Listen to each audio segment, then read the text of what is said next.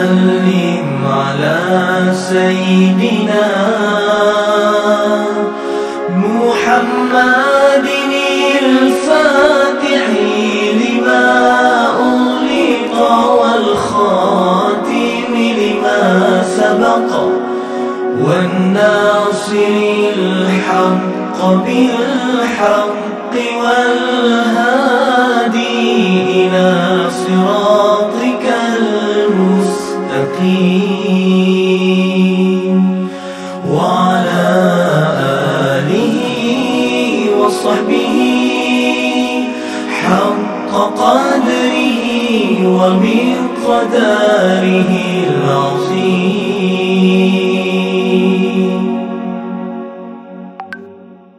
Ya Allah, rahmati dan berkati. Assalamualaikum warahmatullahi wabarakatuh.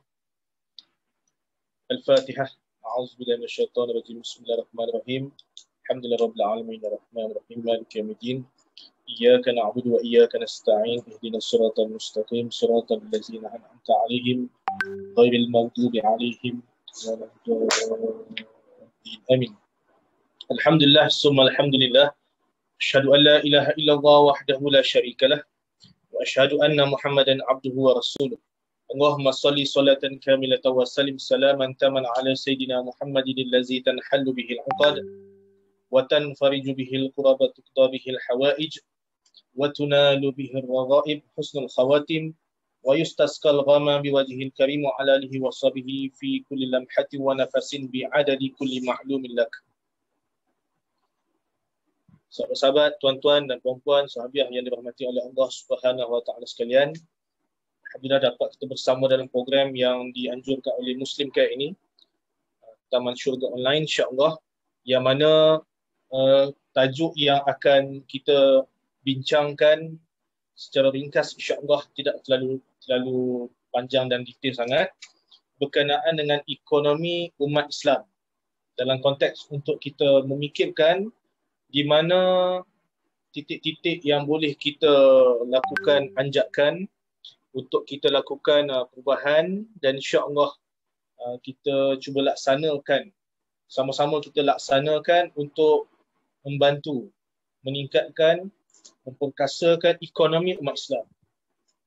Apabila membincangkan berkaitan dengan ekonomi umat Islam, kita tidak dapat lari pada hukum hakam yang berkenaan dengan ekonomi adalah salah satu tuntutan.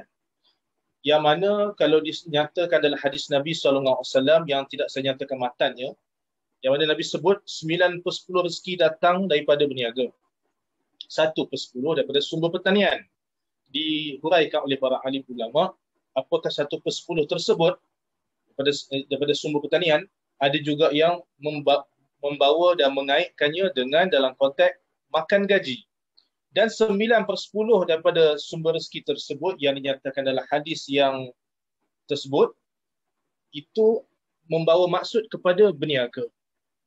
Bila sebut tentang ekonomi, adalah tentang bagaimana untuk kita mendapatkan kewangan, duit. Bila menyatakan tentang isu kewangan, macam mana kita menguruskan kewangan, pengurusan kewangan. Ekonomi, duit masuk. Kalau kewangan, untuk menguruskan duit itu nak dibelanjakan ke mana? Duit keluar. Jadi dalam konteks ekonomi, yang dimaksudkan di sini adalah membawa duit masuk mengikut cara Islam, ekonomi Islam. Dari sudut kewangan, mengeluarkan, menggunakan, maksudnya duit keluar tersebut pula dari sudut mengikut cara Islam.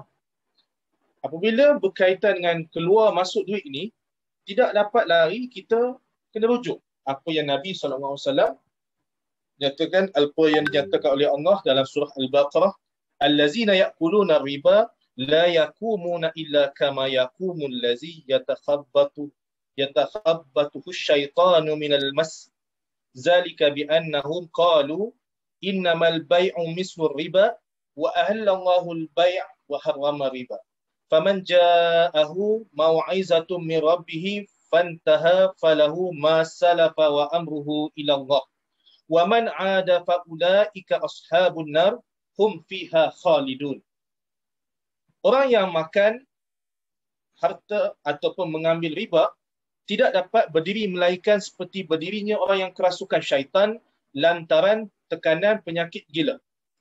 Keadaan mereka yang demikian itu adalah disebabkan mereka berkata, yang berpendapat, sesungguhnya jual beli itu sama dengan riba. Padahal Allah telah menghalalkan jual beli dan mengharamkan riba. Orang yang telah sampai kepadanya larangan daripada Tuhannya lalu terus berhenti dari mengambil riba, maka baginya apa yang telah diambilnya dahulu sebelum datang larangan dan urusan tersebut terserah pada Allah. Dan orang yang mengulangi-ulangi mengambil riba, maka orang itu adalah penghuni neraka, maka mereka kekal di dalamnya. Tuan-tuan dan puan, sahabat-sahabat sahabiah dirahmati Allah. Bila bercakap tentang riba, tuan-tuan, sama ada duit keluar, duit masuk, ekonomi ataupun kewangan, kita melihat dalam konteks bank konvensional, dalam konteks konvensional kewangan yang ada dalam Malaysia, di dunia sekarang ini, tidak dapat lari daripada institusi riba. Kalau nak bicara ni, mungkin ada yang agak panjang dan sensitif sedikit sebab benda tu berkaitan banyak benda. Perbankan, soal takaful insurans, kad kredit, soal mata wang, soal berkaitan dengan apa-apa konvensyen muamalat berkaitan dengan Islam ataupun yang konvensional, tidak dapat lari daripada riba, tuan-tuan dan puan, sahabiah yang dirahmati Allah. Ini satu tuntutan, bukan sekadar ianya, bukan dulu mungkin kita boleh menganggapnya ada fardu kifayah, tapi ia sudah menjadi satu kewajipan fardu ain bagi kita untuk menyelesaikan isu ini. Tuan-tuan, pangkal riba yang dia melibatkan soal permodalan, kekuatan kewangan, perbankan, pelaburan, satu himpunan kewangan, bank ataupun emas tersebut.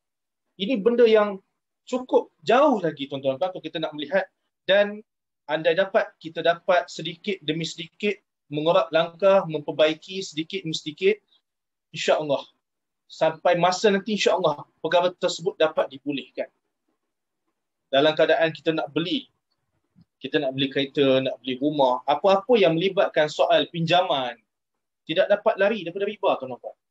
Kad kredit, apa semua isu-isu yang melibatkan sama ada patuh syariah ataupun tidak.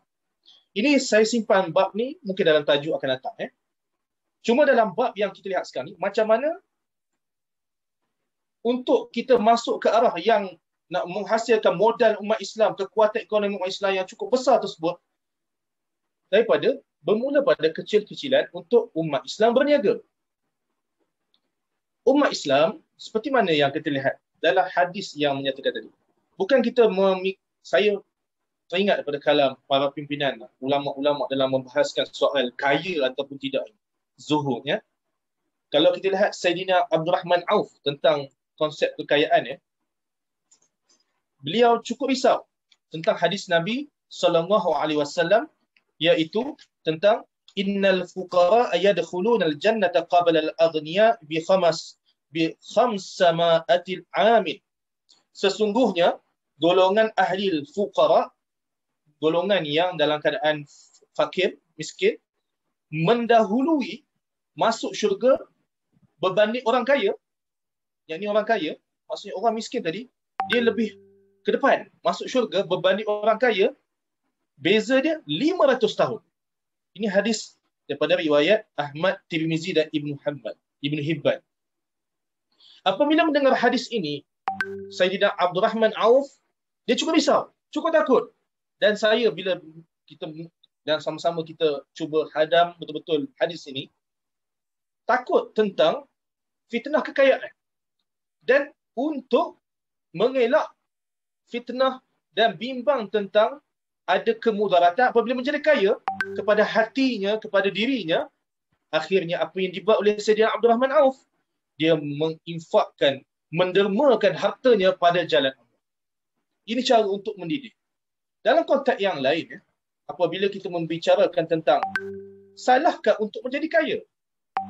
Tuan-tuan, sahabat-sahabat sahabiah dirahmati Allah, para pejuang yang menonton, dan saya yakin dalam Facebook Muslim Care ini, ramai di kalangan sini adalah para peinfak yang di kalangan dermawan, golongan yang berkemampuan, ada kekuatan dari sudut perniagaan dan juga dari sudut income yang lain, InsyaAllah, cuba kita fikir, kenapa kita menjadi kaya? Mengenangkan pada apa yang dibuat oleh Sayyidina Abdul Rahman Auf apabila mendengar hadis tadi, dijawab pula dengan satu kisah yang lain, apabila dibicara oleh para ahli ulama, adakah salah untuk menjadi kaya? Tidak ada mudarat. Jawapannya tidak ada mudarat ataupun kerosakan ataupun bahaya daripada harta kekayaan tersebut bagi mereka yang bertakwa kepada Allah. Kerana apabila harta tersebut ada di tangan orang yang bertakwa pada Allah, mereka akan menjadikan harta tersebut mempunyai banyak fungsi untuk digunakan pada jalan Allah. Poin dia takwa. Inna akramakum indallahi atqakum.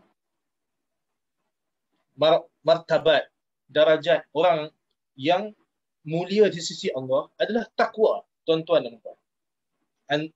Kita fakir ke, kita miskin ke, kita makan gaji ke, kita ahli politik ke, kita raja ke, kita alim ulama ke, kita wanita ke, lelaki ke, kita orang kaya ke, di sini fungsi takwa.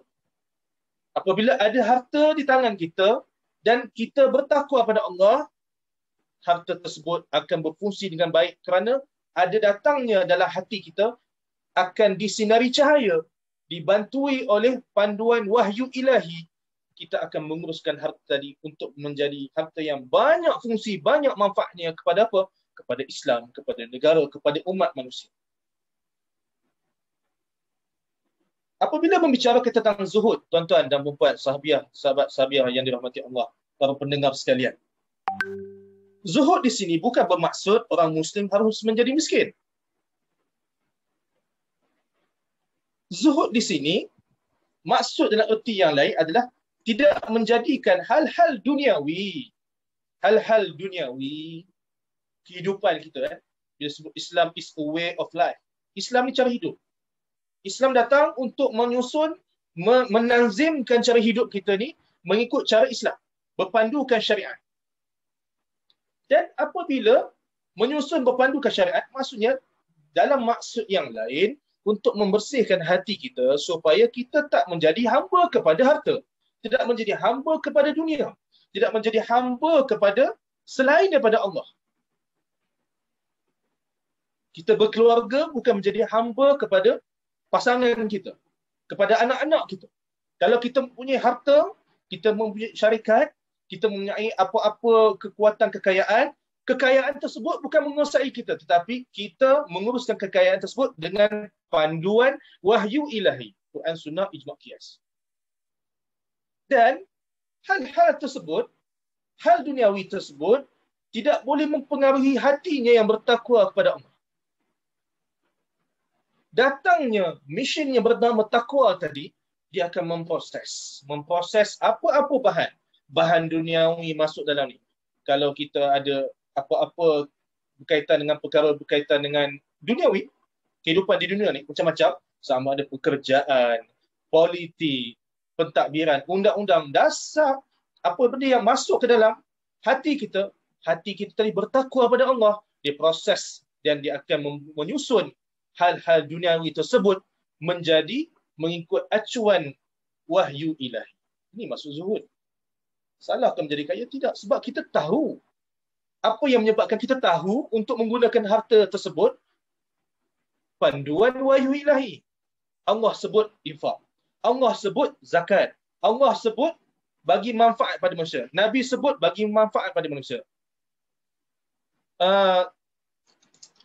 Menggunakan segala harta tersebut untuk kegunaan umat Islam, negara dan pelbagai lagi.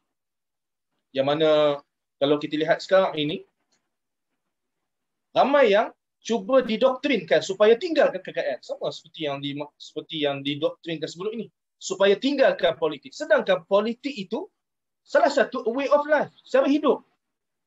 Kalau tak dia acu, dibentuk politik dengan cara Islam, makanya politik akan jadi kotor. Didoktrinkan oleh golongan orientalis. Supaya umat Islam tinggal politik. Politik kotor. Sama juga. Jangan berniaga. Sebab apa? Kalau orang Melayu berniaga, orang Islam berniaga, gagal. Cuba kita tengok, ada sahabat-sahabat kita. Umat Islam yang saya dah pernah pergi Turki. Saya dah pernah pergi Balkan, Itali, pelbagai tempat-tempat lain, ada di Mesir, di Jordan dan tempat-tempat yang lain. Kita lihat ramai tokoh-tokoh usahawan Islam yang hafal 30 juzuk Al-Quran, yang bertakwa pada Allah, jaga solatnya, adalah jutawan tuan-tuan dan puan sahabat sahabiah dirahmati Allah. Allahumma salli alaihi wasallam. Jutawan. Bila datang waktu seruan memperjuangkan Islam, nak bagi infak, nak tolong orang yang susah, nak bina masjid, nak buat universiti, contoh di Mesir ada institusi wakaf. Institusi wakaf ni kita boleh bincang satu bab lain. Alhamdulillah, kita apabila baru ni pertukaran menteri yang baru, ada diwujudkan wakaf air. Kalau di tempat-tempat lain, saya pernah pergi di Bosnia, saya pernah pergi hasil daripada kesan Empire Uthmaniyah, saya masih lihat ada 2-3 budaya, masjid yang mengikut cara budaya di Mesir dan juga di Turki. Institusi wakaf. Contoh masjid. Masjid satu, di sebelah masjid ada hospital wakaf, ada sekolah wakaf, ada tadika, daripada kecil sampai ada hospital, dan ada kedai-kedai, ada dewan. Ya. Jadi umpama masjid tadi mewujudkan satu community, sistem masyarakat yang cukup mencakupi pelbagai aspek, ekonomi, keagamaan, dan politik, dan pelbagai lagi, ilmu pendidikan dan pelbagai lagi. Itu baru satu kampung. Bayangkan. Macam kita memusatkan pada satu bandar, satu hospital. Tetapi kalau kita lihat di tempat-tempat lain, satu kampung, satu hospital. Kalau tengok di Mesir macam tu, saya ingat lagi waktu kami berada di Mesir dulu, macam itulah. Masjid sebelah ada hospital, ada kedai, ada sekolah rendah. Cuma universiti diwujudkan setiap bandar utama ada Universiti Al-Azhar, wakaf. Ya. Okey, kita masuk bab wakaf ni panjang bab lain. Cuma yang di sini yang ingin sebelum tu tuan-tuan, sebelum saya memanjangkan berkenaan dengan tajuk saya ni, di bawah ini ada tertera nombor akaun Maybank Muslim Care bagi yang nak menderma, nak menginfakkan berkenaan dengan pakaian, makanan, ubat-ubatan kepada mangsa kesejukan, ya, yang ada sahabat-sahabat seakidah kita di Syria, di Palestin. InsyaAllah Muslim Care ada menyalurkan, ada membuat satu gerak kerja untuk memberikan bantuan. Jadi tuan-tuan dan puan, infakkan, ya, insyaAllah. Tak rugi tuan-tuan, infak pada jalan Allah, salah satunya melalui cabang Muslim Care, insyaAllah. Ya, ada akaun tertera di bawah, boleh transfer, boleh bank in duit tuan-tuan, insyaAllah Allah ganjarkan syurga berlipat kali ganda pada mereka, pada tuan-tuan dan puan yang memberikan infak, insyaAllah. Ya, saya sambung balik. Kenapa umat Islam perlu berniaga? Kenapa umat Islam perlu memperkasakan ekonomi umat Islam? First kali, untuk mencari keredaan Allah. Tuan-tuan dan puan, apa-apalah kalau ditanya kenapa nak berpolitik? Jawablah, untuk mencari keredaan Allah. Kenapa nak contoh berpolitik? Kenapa nak menjadi seorang, kenapa nak menyebarkan ilmu? Sebut dulu tuan-tuan, untuk mencari keredaan Allah. Jangan takut nak sebut perkataan ini tuan-tuan. Nak cari keredaan Allah, limardhatik. Ya. Kalau boleh biar bergetar hati tuan-tuan dalam apa bidang tuan-tuan nak masuk, nak ceburi, nak bagi memperjuangkan, letakkan poin pertama untuk mencari keredaan Allah. Berpolitik untuk mencari keredaan Allah. Berniaga untuk mencari keredaan Allah. Menyebarkan ilmu untuk mencari keredaan Allah. Macam sahabat-sahabat kita yang menyebarkan, menghulurkan bantuan kepada golongan yang ditindas, yang mengalami kesengsaraan di Palestin Syria. Untuk apa? Mencari keredaan Allah. Sebab kita tolong orang, Allah redha kita. Ada orang, dia tak faham apa itu redha. Maksudnya contohlah, dalam keadaan kita berniaga, sembahyang jangan tinggal. Tutuplah orang.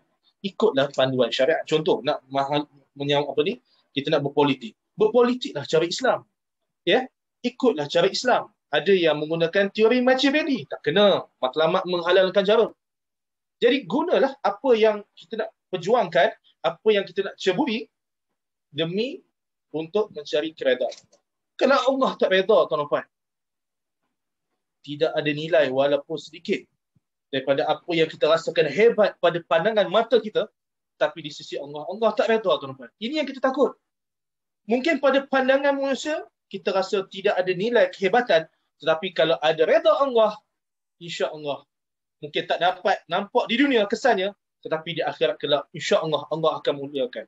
Paling-paling common pun, tuan-tuan. Paling-paling common pun, yang paling kita nak lah, Allah muliakan kematian kita. Kalau kita peniaga yang bila dilihat, insya-Allah, ini yang kita harapkan, pada penghujung kematian kita nanti, Allah muliakan kematian kita. Ya.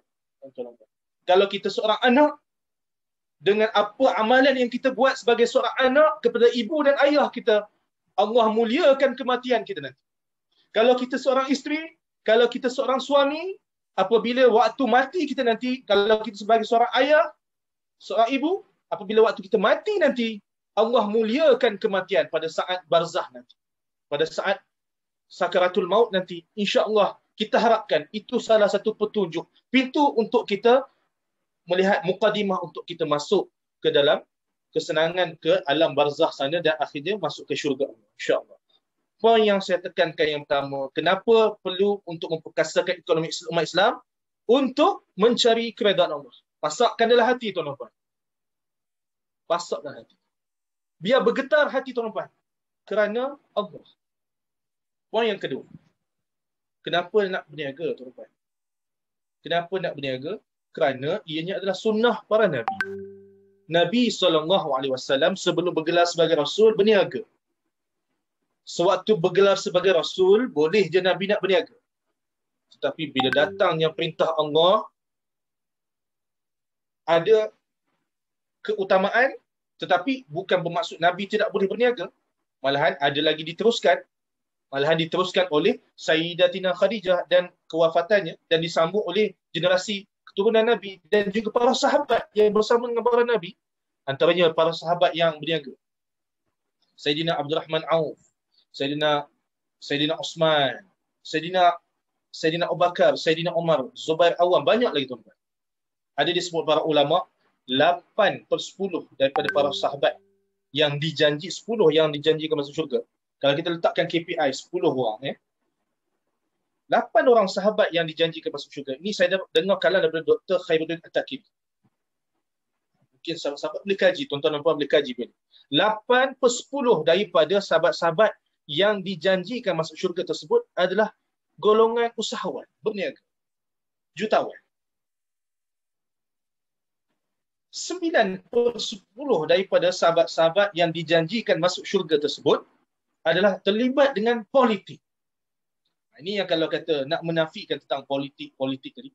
10 sahabat yang dijanjikan masuk syurga tersebut, kita tengok apa yang menyebabkan mereka ini mendapat cukup syarat bergelar sebagai boleh masuk syurga pada yang dinyatakan oleh Nabi. Jadi kita kaji. Kalau kita nak melihat, kita nak mengatakan 10 orang ini, kenapa? Cuba kita lihat. Saya bila lihat balik siapa ke 8 orang tu, tuan-tuan dan puan boleh study balik, insya-Allah. 9 orang siapa yang terlibat politik, boleh study balik, tuan-tuan, ya. Menunjukkan betapa pentingnya berniaga, tuan-tuan. Betapa pentingnya untuk kita tidak makan gaji. Berniaga. Bukan apa, tuan-tuan. Ya. Kalau kita melihat kepada dalam konteks pada peringkat awal untuk kita makan gaji, tidak ada masalah. Ya. Tetapi sampai bila untuk kita kekal selama-lamanya makan gaji.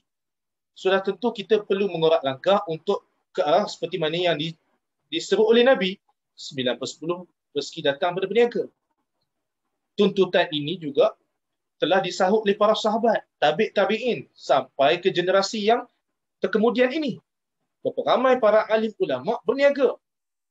Pernah disebut sebelum ni berapa ramai para anbiya yang membela kambing. Saya teringat lagi Ustaz Asatizah, para alim ulama tubuh saya pernah sebut. Kalau perasan ulama-ulama yang ada di Terengganu, Kelantan, di seluruh Malaysia ni, malahan seluruh dunia, kebanyakannya mencontohi para nabi untuk membela kambing. Kenapa bukan kebab? Kenapa bukan lembu? Pernah disebut oleh 2-3 ulama kerana di situ ada nilai kesabaran, didikan, tarbiyah daripada hasil kita mendidik, hasil kita menternak kambing dan yang seumpama dengan kambing, iaitu seperti benda kambing, biri-biri dan yang lain. Kenapa bukan lembu? Kenapa bukan kerbau? Kenapa bukan unta? Tuan-tuan boleh kaji. Begitu juga tentang para anbiya, para sahabat tabi'in berniaga. Kenapa? Dan yang paling kita sedih bila umat Islam tidak mengamalkan apa yang Nabi seru dalam hadis tersebut. Ada ulama sebut, ini hadis yang dhaif. Dia bukan hadis maudhu, dia hadis dia. Walaupun ada setengah ulama yang mengetepikan soal ini, tetapi poin dia, matan ini tidak ada salah, bukannya maudhu. Jadi tuan-tuan, apa lagi yang kita tunggu? Yahudi, Nasrani, golongan sini, golongan Cina, sahabat-sahabat yang bukan Islam, mereka berebut-rebut berniaga, tetapi mereka berniaga dalam keadaan tidak mematuhi syariat, menggunakan konsep riba, menggunakan segala perkara yang matlamat menghalalkan cara. Contohnya matlamat menghalalkan cara. Ada di kalangan kita berniaga, apa cara, asalkan boleh untung, boleh jatuhkan bisnes orang, kita akan buat. Tapi bukan itu yang ditutup oleh Islam. Jadi, poin yang saya sebut tadi adalah yang kedua, sunnah Nabi, para Nabi berniaga, kita sebagai umat Nabi Muhammad SAW, apa lagi yang kita nak contohi? Kalau kita sebut Nabi berqasidah, kata kita sebut kita nak sayang Nabi, kita berqasidah. Bukan sekadar berqasidah untuk kita menyalurkan sayang kepada Nabi. Memperjuangkan Islam juga, itu tanda untuk menyalurkan sayang kepada Nabi. Menolong orang susah, tanda kita sayang pada Nabi. Sebab Nabi pun tolong orang yang susah. Poin yang ketiga. Poin yang ketiga adalah untuk kita memberi manfaat kepada manusia. Ini poin terbesar sekali. Tapi yang saya letakkan yang pertama dan yang kedua tadi itu tidak boleh kita nafikan, itu adalah yang menjadi tunjang. Sebab ketiga, kenapa kita perlu memperkasakan ekonomi Islam adalah kerana untuk memberi manfaat kepada sesama manusia. Orang yang paling baik adalah orang yang memberi banyak manfaat kepada manusia. Orang yang tidak mahu memberi manfaat kepada manusia, orang yang tidak baik. Dan kalau kita lihat, dalam konteks sekarang ni, manfaat. Banyak kita terkeliru antara keperluan dan juga kehendak. Kita belajar dalam perdagangan waktu SPM dulu. Perdagangan ekonomi asas dalam ilmu perniagaan. Apa itu keperluan, apa itu kehendak. Cuba tengok waktu COVID-19 sekarang. Boleh tengok kesan orang yang berniaga keperluan dengan orang yang berniaga kehendak. Saya tanya sahabat-sahabat yang berniaga keperluan dan juga sahabat-sahabat yang berniaga kehendak. Barang-barang keperluan dan barang-barang kehendak. Faham yang maksud? Keperluan ni benda yang memang betul, memang keperluan. Tuntutan. Kalau tak ada tu, memang tak boleh, dalam asasnya tak boleh hidup lah. Kehendak ni lebih kepada benda hobi. Contoh macam ada sahabat saya jual kamera. Ada yang jual benda-benda yang bersifat macam untuk jual games, jual basikal yang mahal, jual jam tangan yang mahal. Mungkin ada pada partnya keperluan, ada pada partnya lebih kepada kehendak. Tapi benda yang keperluan sekarang ni, cuba tengok. Cukup dengan kita ambil iktibar COVID-19 ini, berapa banyak penggunaan, pembelian duit yang ada pada orang Islam, majoriti umat Islam di Malaysia membeli barangan produk yang bukan Islam. Tapi halal. Isu halal ni bab yang lain.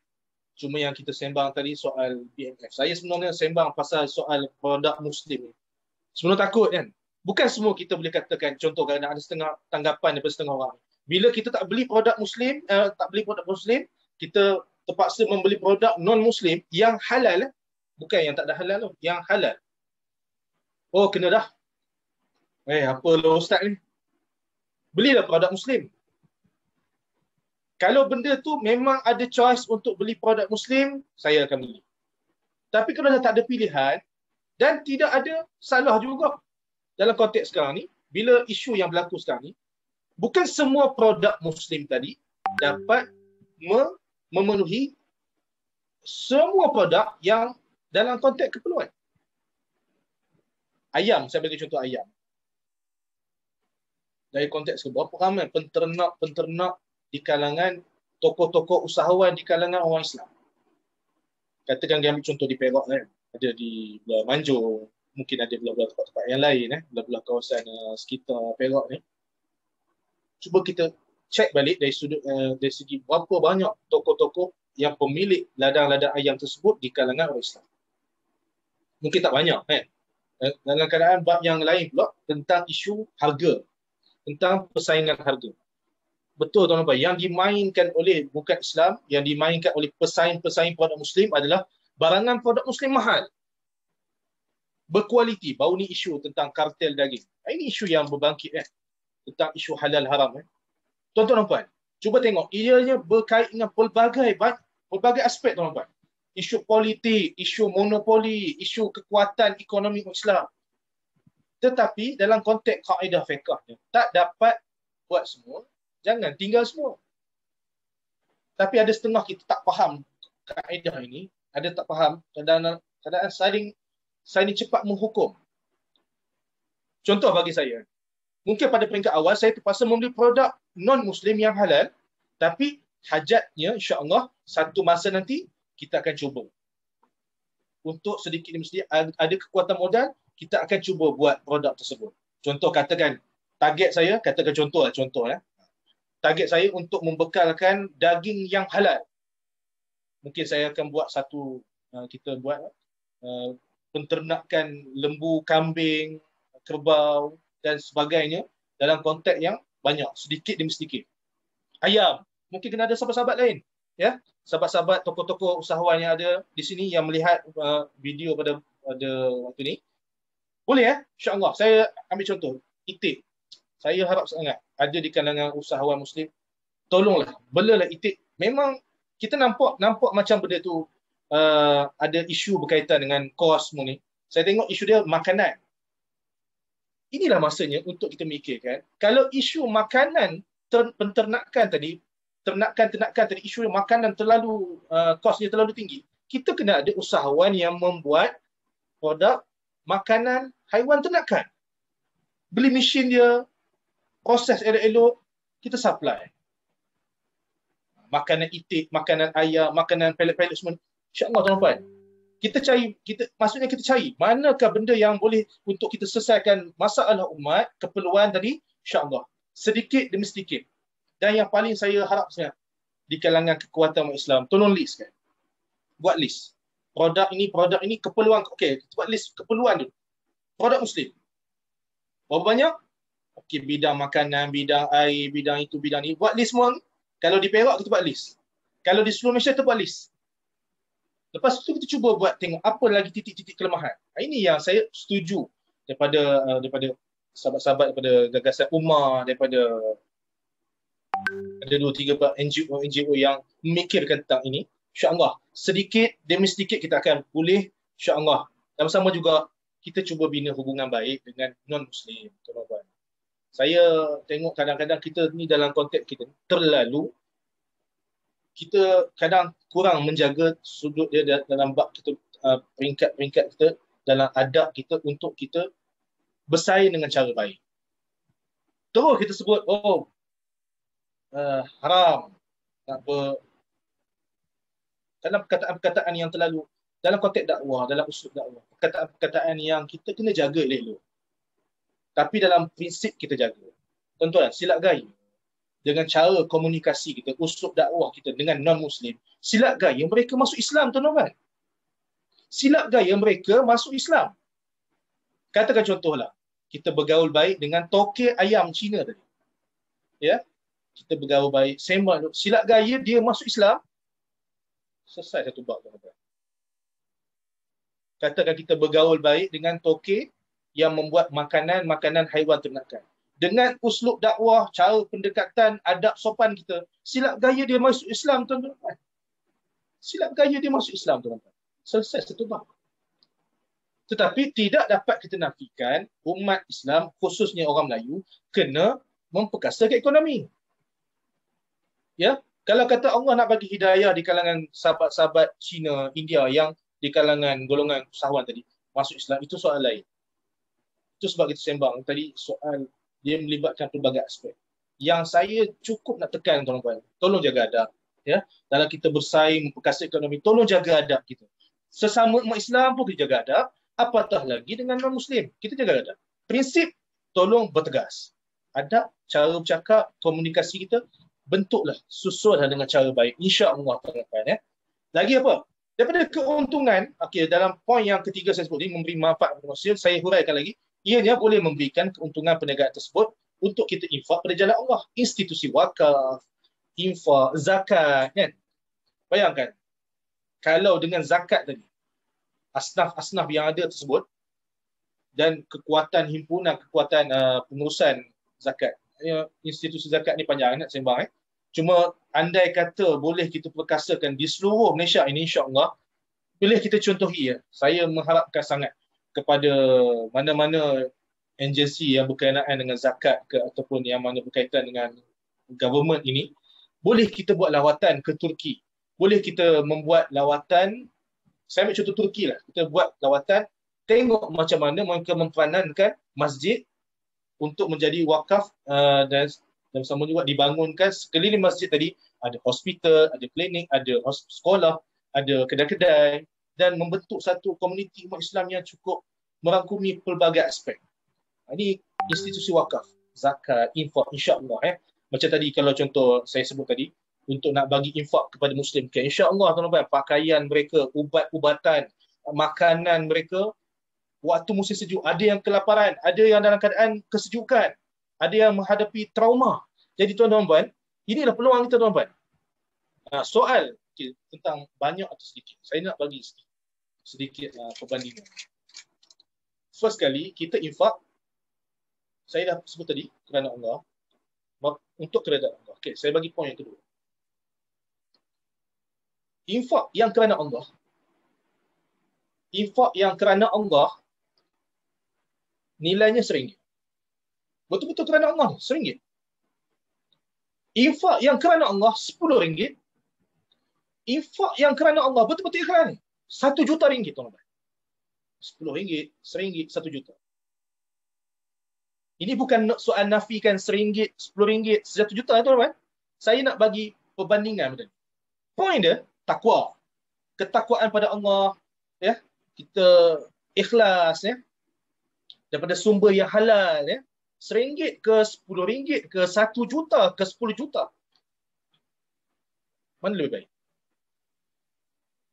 Sebab banyak orang perbandingan, dia bagi contoh infak, kan. Mana lebih baik? RM1 yang ikhlas dengan RM1 juta yang tak ikhlas. Memang RM1 tu yang kita nampak yang baik. Sebab perbandingan inilah perbandingan yang bersifat untuk menyebabkan kita sentiasa tak nampak ada yang lebih positif. Cuba kita tukar sikit. Saya banyak dalam dengar perbandingan yang disebut. Yang sebab apa? Kita melihat ada orang salah faham tentang konsep kekayaan. Ada yang salah faham tentang konsep zuhud. Ada yang salah faham tentang konsep perniagaan. Ya? Sebab yang saya sebut, saya hurai awal tadi. Jadi saya ulang sekali lagi. Poin dia, RM1, kalau kita selalu bagi point, contoh, RM1 yang ikhlas dengan RM1 juta yang tak ikhlas. Memanglah kalahlah RM1 juta yang tak ikhlas tadi dengan RM1 ikhlas. Tapi kalau kita ubah sikit, RM1 juta yang ikhlas dengan RM10 yang ikhlas, RM100 yang ikhlas, RM1,000 yang ikhlas, RM1 juta yang ikhlas, mana lebih baik tuan-tuan? RM1 juta yang ikhlas, yang diinfak pada jalan Allah lebih baik pada RM1. Bukan kita mempertikaikan soal nilai tadi. Soal keikhlasan kita tak petikai. Ya, tapi yang kita nampak, yang dimainkan oleh doktrin-doktrin negatif sebelum ini, kita kena ubah. Banyak sebut, politik kotor. Ini benda yang salah. Kita sebut perniagaan. Orang kalau Melayu berniaga, mesti kalah. Mesti gagal. Sebab, poin dia, ini dalam bab yang lain. Kenapa saya nak sebut dia panjang. Kena buat tajuk yang lain. Kenapa bisnes orang Melayu gagal. Ya, ada lebih kurang 36. Ada banyak sebab-sebab. Salah satu saya nak sebut, kenapa bisnes orang Melayu gagal. Okay, satu ataupun dua poin. First sekali tentang memahami produk. Keperluan tadi. Sama ada kita nak menjual kehendak ataupun produk yang bersifat keperluan tadi. Adakah memenuhi kehendak pasaran? Satu, kualiti. Satu bak lagi kualiti. Contohlah, katakan kita jual, macam saya buka, saya memang buat sekolah tahfiz, sekolah rendah tahfiz, dan juga bersama saya berniaga, saya buka kedai makan. Saya membuka kedai makan. InsyaAllah doakan. Apa-apa, boleh tanya lah, nanti boleh search. Tuan-tuan akan dapat tahu kedai makan saya. Apa yang berlaku tuan-tuan? Ada orang yang jual produk tersebut laku, laris. Tapi ada yang tidak.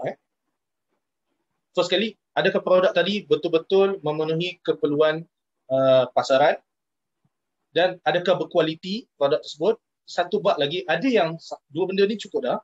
Produk ni memenuhi keperluan dan produk tersebut berkualiti. Satu lagi punca kegagalan adalah marketing. Marketing. Pemasaran. Promosi. Ada yang main isu kan. Apa ni, promosi yang bad, promosi, apa ni, marketing yang bad, yang negatif, ia tetap juga sebagai marketing. Betul. Tapi cuba kita main point sekarang. Cuba elak marketing yang negatif tadi. Cuba kita main positif yang marketing tadi. Maksudnya, cuba kita main marketing yang mematuhi syariat. Jangan kita main marketing yang tidak mematuhi syariat. Boleh, contoh macam dulu pernah lancarkan, tapi insya-Allah dia sudah berubah pernah lancarkan produk kita dekat kelab malam. Kita boleh buat benda-benda pelik-pelik tapi isu je redha Allah. Saya sebut tadi, redha. Boleh buat marketing yang pelik-pelik. Cuma saya dalam bab strategi marketing itu kena tajuk lain. Itu saya sembang dalam konteks kita dalam Facebook Muslim Care. Saya sebut tentang kalau orang sebut punca kegagalan bisnes ni disebabkan apa? Saya dah sebut 3 benda tadi. Ada banyak lagi tuan-tuan. InsyaAllah kalau ada kesempatan lain boleh kita kongsikan. Jadi tidak ada sebab untuk kita tidak berniaga. InsyaAllah saya yakin kita boleh dan kita boleh membentuk minda yang positif dan kekuatan umat Islam dapat diperkukuhkan. Bermula daripada titik tersebut yang disentuh tadi. Dan cadangan saya seperti mana Nabi SAW berniaga lah tuan-tuan. InsyaAllah. Okey. Apabila yang disebut tadi zakat tadi dapat diperkasakan, wakaf, infak, derma tadi, ekonomi negara dapat juga ditingkatkan dengan cukai, bayar income tax, kita bayar cukai pendapatan. Kekuatan himpunan cukai tersebut dapat digunakan untuk memperkasakan negara kita. Ya. Pelaburan, investment, ini benda yang penting. Ekonomi. Okey. Satu lagi saya nak sentuh. Ini poin yang keempat yang saya rasa tuan-tuan boleh fikirkan tentang menjauhi kefakiran dan kemiskinan. Saya teringat lagi kalam daripada guru saya tentang jauhilah sikap meminta-minta. Tuan-tuan, saya buat juga sekolah tahfiz kan. Orang bagi sedekah, orang bagi derma, kita terima. Tetapi saya ada satu konsep, saya ada satu mindset dalam diri saya seperti mana yang dibasuh oleh tok guru saya, berdikari. Jangan meminta-minta. Orang bagi tak apa. Orang nak bagi zakat, orang nak terima, tapi kita kena ada usaha untuk berdikari. Apa yang saya nampak berdikari di sini adalah dengan berniaga. Sebab Nabi sebut 9/10 rezeki datang berniaga. Jadi untuk apa? Tadi yang sebut. Harta tersebut bila keuntungan berniaga untuk apa? Untuk nak bantu sekolah, untuk nak bantu orang Syria, nak bantu orang Palestin, nak bantu untuk memperjuangkan Islam, nak bantu umat Islam yang lain. Macam sekarang ni kita tengok ramai nak berniaga kan, modal tak ada kan. Kenaan modal saya cadangkan Tuan-tuan dan puan boleh belajar insya-Allah. Kalau kita nampak modal masalah utama, sebenarnya bukan modal, sebenarnya ilmu Ada orang bermula daripada modal yang kosong. Ilmu, hati. InsyaAllah dengan apa yang ada kita boleh jadi itu sebagai modal utama itu. Bukan soal modal nak buat pinjaman, loan untuk buat berniaga. Saya sendiri pun saya modal, saya pun awal saya berniaga itu pun RM60. Alhamdulillah, insyaAllah. Doakan saya dapat memajukan bisnes saya insyaAllah. Tujuan tidak lain untuk mencari keadaan Allah dan juga untuk membantu sama manusia. Jadi tuan-tuan insyaAllah itu sedikit perkongsian lah saya ulang sekali lagi, pada yang nak memberikan sumbangan kepada Muslim Care untuk membantu mangsa pada musim sejuk ni di Palestin Syria. Memang sejuk tuan-tuan di Palestin Syria. Saya pernah pergi sampai ke sempadan Israel tersebut. Memang sejuk tuan-tuan. Ya. Bila dalam keadaan ni pakaian, makanan, ubat-ubatan. Jadi tuan-tuan infak lah ya. Ada pada bawah ni ada akaun Maybank yang akaun Maybank Muslim ke, insya-Allah. Infak insya-Allah tuan-tuan. Jangan risau. Jangan risau tuan-tuan. Tidak akan miskin, tidak akan fakir orang yang memberi infak. Umpama dahan pokok yang dicantas tumbuh pucuk-pucuk yang baru. Insya-Allah tuan-tuan. Yakin. Allah memberkati segala usaha kita. Insya-Allah dapat manfaat sedikit. Saya minta maaf. Yang baik datang daripada Allah, yang buruk juga datang daripada Allah melalui kesilapan saya. Saya mohon maaf. Saya Amar bin Jamaluddin. Dan insya-Allah semoga kita bertemu lagi pada pertemuan yang lain. Wabillahi taufiq wal hidayah. Wassalamualaikum warahmatullahi wabarakatuh. Tangguh dengan tasbih.